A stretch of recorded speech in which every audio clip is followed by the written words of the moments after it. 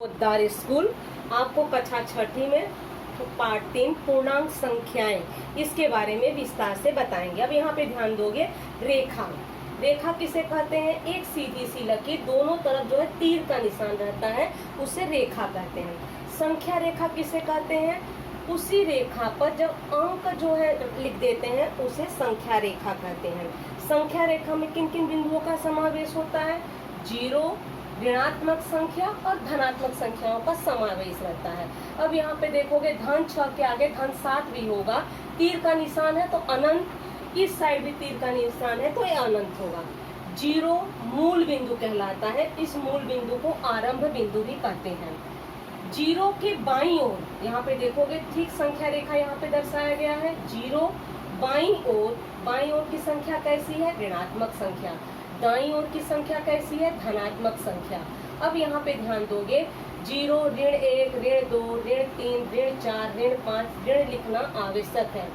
धन की तरफ देखोगे धन 1, धन 2, धन 3, धन 4, धन 5, धन 6, यहाँ पे 1, 2, 3, 4 भी लिखोगे तो इसे धनात्मक ही माना जाएगा। अब कृति पे आ जाओगे, कृति पे संख्या रेखा दर्शाया गया है, खरगोश दिखाया गया किस तरह वो जंप कर रहा है। अब यहाँ पे देखोगे शुरू में खरगोश कौन से स्थान पर है? 1 अंक पर है, धन 1, तो यहाँ पे लिखे धन 1 संख्या पर था। कितना इकाई वो जंप किया, कितना इकाई वो कूदा? अब जरा ध्यान दोगे, अब इसको 1, 2, 3, 4 नहीं गिनोगे, ये यहाँ पे बैठा है तो ये 0 होगा, तो 1, 2, 3, 4, 5 कितना इकाई कूदा? तो वह 5 इकाई दाईं ओर कूदा, उस साइड जा रहा है। तो यहाँ पे अगर धन नहीं भी लगाओगे चलेगा, धन लगा भी दोगे तो कोई गलती नहीं होगी। अब यहाँ पे जब वो कूदा तो कौन सी संख्या पे पहुंच गया? यहाँ पे देखोगे तीर का निशान है, धन 6। अब इस तरह से भी देखोगे 5 और 1 जोड़ोगे कितना होगा? 6। अब खरगोश दूसरा देखोगे, दूसरा वाला खरगोश कौन से स्थान पे है? यहाँ पे ऋण 2, यहाँ पे लिखोगे ऋण 2, वह दाईं ओर। अब यहाँ पे ध्यान दोगे, कहोगे कि खरगोश तो ऋणात्मक है, बाईं ओर है, बाईं ओर तो बैठा है लेकिन वो जंप किस साइड कर रहा है? दाईं ओर जा रहा है, दाईं ओर मतलब धनात्मक संख्या। कितनी इकाई कूदा? अब जरा ध्यान दोगे, ये आपका 0 होगा, 1, 2, 3, 4, 5, तो कितना इकाई कूदा? ये 5 इकाई कूदा। धनात्मक की ऋणात्मक? धन लगाओगे। क्यों धन लगाओगे? क्योंकि दाहिनी साइड वो कूद रहा है। अब वो कौन सी इकाई पे पहुंच गया? जरा ध्यान दोगे, 3, तो यहाँ पे लिखोगे 3 धनात्मक है, धन लगाओ या ना लगाओ उसे धनात्मक मान लिया जाता है। अब गणित में देखोगे 5 में से 2 घटाओगे कितना आता है? 3। तब अब इसके बाद जो है दूसरी कृति पे जाओगे, यहाँ पे भी 2 खरगोश दिखाए गए हैं, एक पहला खरगोश है और एक दूसरा खरगोश है। पहले वाले खरगोश पे ध्यान दोगे, पहला वाला खरगोश कौन से स्थान पे है? यहाँ पे पहला वाला तो ऋण 3, तो यहाँ पे ऋण लिखना बहुत जरूरी है, खाली 3 लिखोगे ऋणात्मक मान लोगे तो नहीं चलेगा। अब ये कौन सी साइड जा रहा है? जरा ध्यान दोगे, दाईं साइड जा रहा है, तो दाईं साइड हमें ऋण चिन्ह लगाना ही होगा। अब कितना इकाई कूदा है? गिनो, जहाँ पे बैठा वो 0 होगा, 1, 2, 3, 4, तो यहाँ पे लिखोगे ऋण 4। अब जो है दाईं इकाई तो कूद गया, बाईं इकाई पे कूदा, वो संख्या कौन सी है? ऋण 7, और यहाँ पे लिख दोगे ऋण 7। अब जरा ध्यान दोगे कैसे आया? ऋण 3 और ऋण 4 दोनों ऋणात्मक जब जोड़ते हो तो ऋण 7 आ गया। अब दूसरा वाला खरगोश देख लो, आरंभ में कहाँ बैठा हुआ है? धन 3, यहाँ पे देखोगे धन 3, ये 2 जो है दूसरा वाला खरगोश है, अंक नहीं है। यहाँ पे लिखोगे कहाँ बैठा हुआ है? धन 3, वो बाईं ओर। अब कौन सी इकाई कूद रहा है? जरा देखोगे बाईं साइड जा रहा है, बाईं मतलब ऋणात्मक। शब्दों पे ध्यान दोगे, बाईं मतलब ऋणात्मक। कितना इकाई कूद रहा है? तो 0 हो गया, 1, 2, 3, 4, तो यहाँ लिखोगे 4। कूद के कौन से स्थान पे पहुंचा? यहाँ अंक देखो कौन सा है? ऋण 1। अब यहाँ पे ध्यान दो, ऋण 4 धन 3, एक जोड़ है एक घटाव है, तो घटाने के बाद चिन्ह लगाओगे ऋण 1, तो यहाँ पे ऋण 1 आ गया है।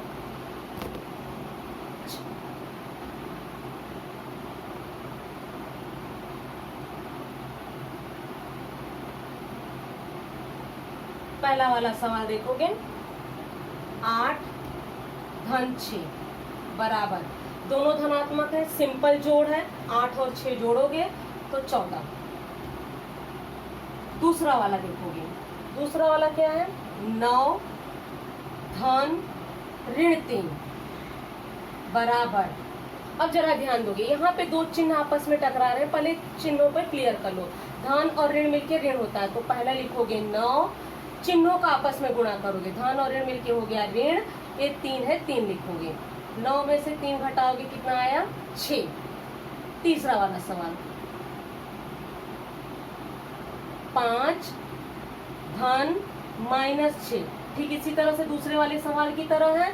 यहाँ पे देखोगे दो चिन्ह आपस में टकरा रहे हैं, जब दो चिन्ह टकराएं तो चिन्हों का पहले गुणा करोगे, यहाँ पे लिखोगे 5 धन और ऋण मिलके हो जाएगा ऋण 6। अब जरा यहाँ पे ध्यान दोगे, 5 में से 6 तो घटता नहीं है, तो इसमें ध्यान दोगे 5 ऋण 6 है, तो पहले बड़े में से छोटा अंक घटा दो, तो बड़े में से बड़ा है 6 में से 5 घटा दोगे कितना आया 1, तो वही 1 यहाँ पे लिख दोगे। लिखने के बाद इन दोनों अंकों को ध्यान से देखोगे, इन दोनों में कौन सा अंक बड़ा है 6, उसके आगे जो चिन्ह रहे वही चिन्ह लगा दोगे। खासकर ऋणात्मक तो लगाना बहुत जरूरी है, धनात्मक नहीं भी लगाओगे तो चलेगा। अब इसके बाद तीसरे के बाद चौथे वाले सवाल पे आ जाओगे।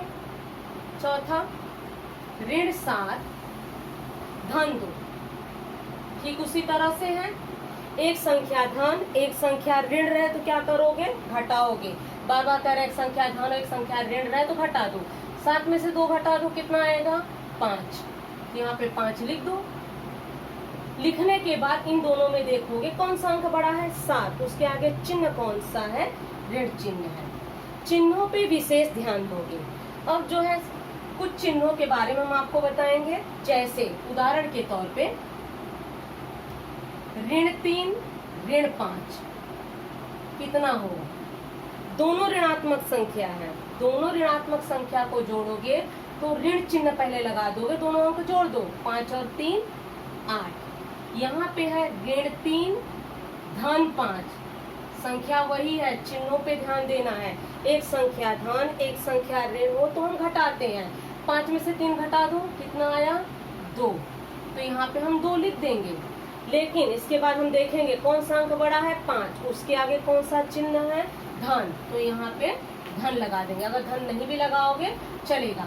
और यही अंक अगर इस तरह से रहा धन 5 -3, वही बार बार कर रहे हैं, एक संख्या धन एक संख्या ऋण हो तो क्या करते हैं घटाते हैं, 5 में से 3 घटा दिए 2। अब इसके बाद अगर इस तरह से रहा 3 ऋण 5, अब जरा ध्यान दोगे 3 में से 5 का घटाना है, 3 के आगे चिन्ह क्या है दिखाई नहीं दे रहा है, लेकिन वो धनात्मक मानना है, धनात्मक में धन लिखना जरूरी नहीं है, एक संख्या धन एक संख्या ऋण है तो हम घटाते हैं, 5 में से 3 घटाए 2। घटाने के बाद क्या करना है अंकों को ध्यान से देखना है, इन दोनों में बड़ा अंक कौन सा है 5, उसके आगे चिन्ह कौन सा है ऋण चिन्ह है, ये तुम्हारे योग के नियम है। अब यहाँ पे ध्यान दोगे, इसको विशेष ध्यान दोगे क्योंकि आगे वाली क्लास में जो है आपको इसी का सहारा लेना होगा। दो चिन्ह आपस में टकराए धन और धन, जरा ध्यान दोगे, धन और धन टकराता है तो धन ही होगा। ऋण है कोष्टक में अगर धन है, ऋण और धन मिलके क्या हो जाता है ऋण, जरूरी नहीं कोष्टक में धन ही रो, समझो बाहर धन है कोष्टक में ऋण है तो क्या हो जाएगा धन और ऋण मिलके ऋण होगा, बाहर ऋण है कोष्टक के अंदर भी ऋण है तो जाके वो संख्या क्या हो जाती है धन। एक कहाँ नियम लागू होता है गुणा में नियम लागू होता है, जरा ध्यान दोगे, एक चिन्ह है, अब इसी का गुणा के रूप में ले लो 3 और ऐसे कोष्टक बना दिया गया 3 और 5, यही गलती नहीं करोगे, 3 और 5 यहाँ है, दोनों धनात्मक है, बीच में चिन्ह किसका है दिखाई नहीं दे रहा है तो ये गुणा ही होगा, इसको ऐसे भी लिखते हैं, इसको अगर ऐसे भी लिखेंगे वो भी चलेगा, दोनों का मतलब एक ही हुआ, 3 5 15। वही आगे चलोगे ऋण 3 कोष्टक में 5 है, या तो ऐसे लिखा रहे या ऋण 3 गुणे 5, क्या करना है एक धन और एक ऋण, गुणा का क्या नियम है यहाँ पे गुणा चिन्ह है और यहाँ पे देखोगे योग है, कंफ्यूजन नहीं होना है, धन और ऋण मिलके क्या हो जाता है, ऋण, गुणा में ऋण होता है, गुणा कर दो, 3 पचे 15। फिर आ जाओ, बाहर 5 है, कोष्टक या बाहर ले लोगे, ऋण 5 है, अंदर जो है 3 है, या तो दोनों सेम हो जा रहा है, इसको जो है ऋण 3 अंदर ले लो, 5 और ऋण 3। अब यहाँ पे इसको ऐसे भी लिख सकते हो, 5 गुणे ऋण 3, जरा ध्यान दोगे, गुणा है, 5 गुणे ऋण 3, धन और ऋण मिलके ऋण हो जाता है, गुणा कर दो, 5 3 15, ऋण 5, कोष्टक में ऋण 3 है, तो फिर भी गुणा यहाँ पे करोगे, इसको अगर इस रूप में भी लिखोगे ये भी गुणा ही होगा। पहले चिन्हों पे ध्यान दो, दोनों ऋणात्मक है, तो ऋण और ऋण धन हो जाता है, धन नहीं भी लगाओगे चलेगा, 5 3 15। तो यहाँ पे विशेष रूप से ध्यान दोगे, ऋण 3 और ऋण 5 गुणा चिन्ह है, तो 5 3 15, यहाँ पे भी ऋण 3 और ऋण 5 है, तो क्या हो गया, ऋण 8, क्योंकि यहाँ पे योग था, योग का नियम अलग है, गुणा का नियम अलग है, इसको विशेष रूप से ध्यान दोगे। अब यहाँ पे देखोगे ऋण 3 और 5, यहाँ पे देखोगे ऋण 3 और धन 5 है, तो धन 2 होता है, यहाँ पे 5 माइनस 3 है, तो यहाँ पे 2 है, यहाँ पे चिन्हों पे ध्यान दिया गया, 5 के आगे धनात्मक है। अब यहाँ पे देखोगे धन और ऋण है, तो धन और ऋण जो है पहले ऋण लगा दो, फिर आपस में गुणा करोगे, और यहाँ पे चिन्हों पे विचार करोगे। अब आ जाओगे सारणी, सारणी जो है कैसे बनानी है, सारणी में कभी कभी प्रश्न पूछे जाते हैं, सारणी पूर्ण करो, आपको सारणी दे दी गई है,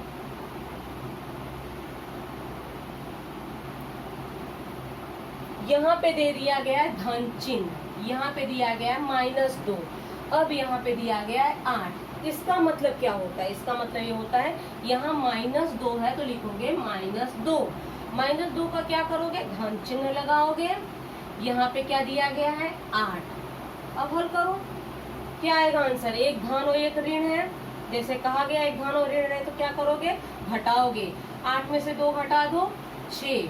इसके बाद अंकों पे विचार करोगे, कौन सा अंक बड़ा है, 8, उसके आगे चिन्ह कौन सा है, धन, तो यहाँ पे लगाओगे धन। अब यहाँ पे देखोगे ऋण 9 है, अब यहाँ पे जो पहला अंक यहाँ का है, यहाँ का पहला अंक लिखते हैं, 8 पहले नहीं लिखोगे, यहाँ पे लिखोगे ऋण 9, यहाँ वाला पहला अंक कौन सा चिन्ह लगाओगे, धन, ये क्या है 8 बराबर। अब हल करो, एक धन और एक ऋण है, वही नियम, 9 में से 8 घटाओगे 1, घटाने के बाद चिन्हों पे ध्यान दोगे, धन और ऋण है घटा दिए, अंक बड़ा कौन सा है 9, उसके आगे ऋण चिन्ह है, तो यहाँ पे ऋण लगाओगे, समझो ये 0 है, तो लिखोगे 0, धन चिन्ह लगाओ, कौन सा जोड़ोगे 8 बराबर, 0 में 8 जोड़ोगे तो क्या होगा, वही संख्या प्राप्त होगी।